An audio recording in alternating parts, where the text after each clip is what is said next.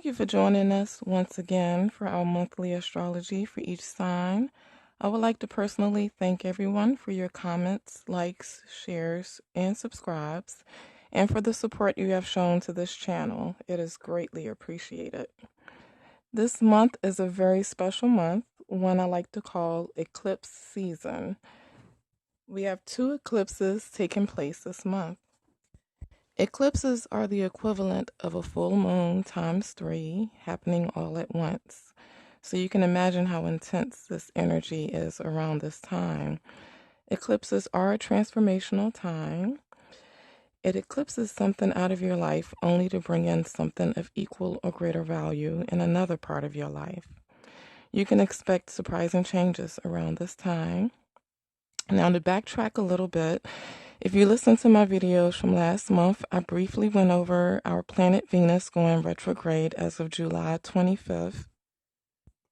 Venus is the planet of love, beauty, and money. During a Venus retrograde, it is generally not a good time to start anything new involving anything that this planet governs, or it could possibly appear different to you when this transit is over. Now, Venus will finally go direct on September 6th, although its shadow period will not end until October 9th. The shadow period is the time prior to and post of a transit in which these energies can still be felt, or in other words, you could possibly see and feel some lingering remnants from this transit.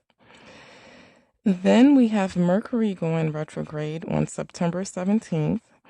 Mercury's shadow period started the end of August. This planet, Mercury, rules communication, transportation, contracts, and etc. So this will generally not be a good time to initiate any new dealings with anything governed by this planet. Be sure to double check all correspondences. And if you absolutely have to sign a new contract, be sure to read thoroughly, as there could be a higher potential for hidden clauses or things of that nature. Mercury won't go direct again until October 8th, with this post-shadow period lasting until the 24th of October. Now we'll move on to the eclipses happening this month. Our first eclipse will take place on September 13th. It will be a solar eclipse taking place in the sign of Virgo.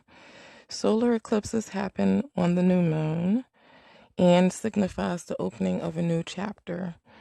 You could very well experience this in the area of all things Virgo, which is health, diet, work, nutrition, etc. As a general note, please keep in mind that things that take place during the eclipse time is not changeable, or I should say non-negotiable. Small little disclaimer. Now, our second eclipse will take place on September 27th. This will be a lunar eclipse taking place in the sign of Aries. Lunar eclipses take place on a full moon and brings a closing of a chapter, an ending to something in your life. This is happening in the sign of Aries, so you may experience an aspect of self or quote-unquote me that is coming to a close.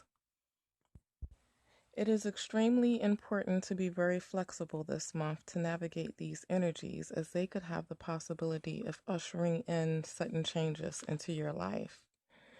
You may feel as though you are in Mercury waters, where this whole month things are ending, but new things are coming in at the same time.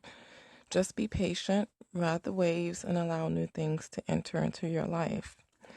As a side note, Venus and Mercury retrograde energies will be clear in mid-October.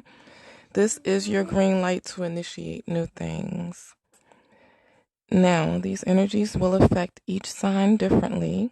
Here's how it will affect your sign.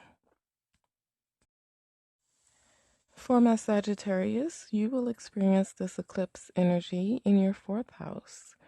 This deals with the home.